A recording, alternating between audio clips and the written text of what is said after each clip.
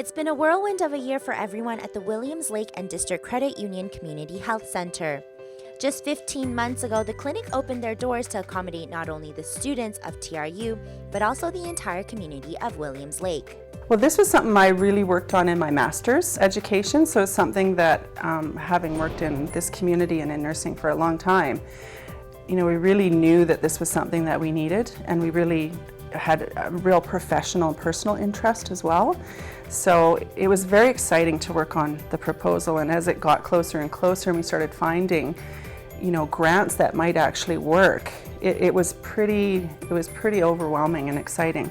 We came up with 3 mandates for the health center. So the first one was to see unattached patients, so people that are new to town, obviously students that relocated, who didn't have a family provider, people that needed to be seen urgently but not emergently. So a theme that came from our surveys of the community was that there was nowhere for people to go if they had something minor but that needed to be seen. So for example, strep throat or a minor injury or illness, and didn't really feel that it was worth going to the emergency room. So we wanted to give people that option as well. And then the third was sexual health. After 3 proposals, TRU is finally giving the approval an additional grant to build the first ever university-based public health center that was run by a nurse practitioner. When we were looking at models to give us inspiration for the proposal, we couldn't actually find another university health center that was open to the public, for one thing.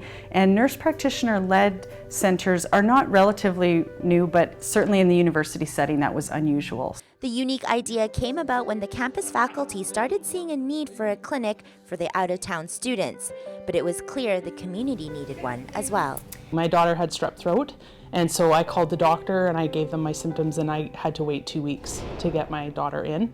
And so it's really concerning, and then you go to the doctor's office and they say, "Why did you wait?" And so this gives you the opportunity to feel like you're not sort of out in no man's land waiting for an appointment. Our students that would come in, oftentimes from other areas, I'd say 50% of our students that come in are not from here.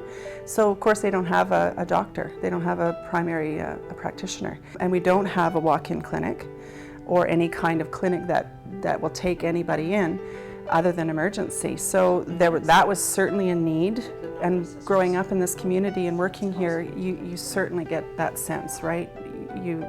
Your only option is emergency or waiting 2 weeks for a doctor's appointment. With that knowledge in mind, even after 2 rejections, Rhonda and the team never lost sight of their goal and made sure their health center supported the people beyond the walls of TRU.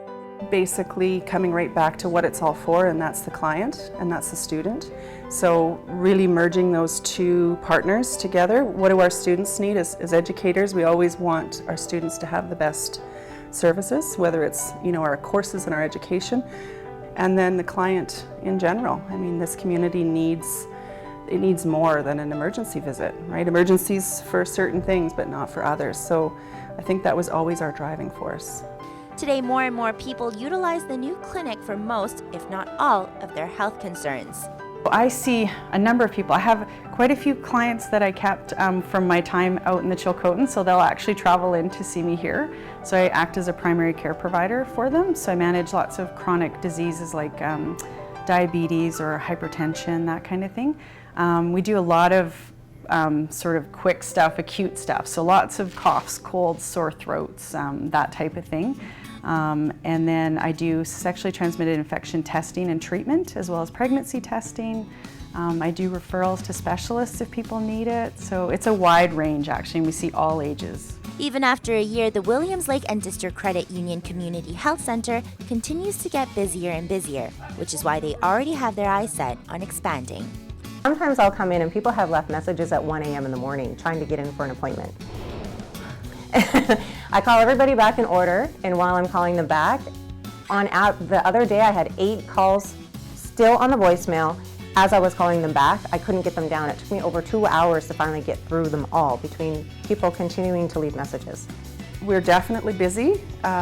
We knew we'd be busy, but I don't know that we thought we'd be this busy this quickly. I mean, it's really only been just over a year. So the vision, my vision as a coordinator, would definitely be to expand. I think the community needs it. They would definitely support it. I can see at least a couple of nurse practitioners in here.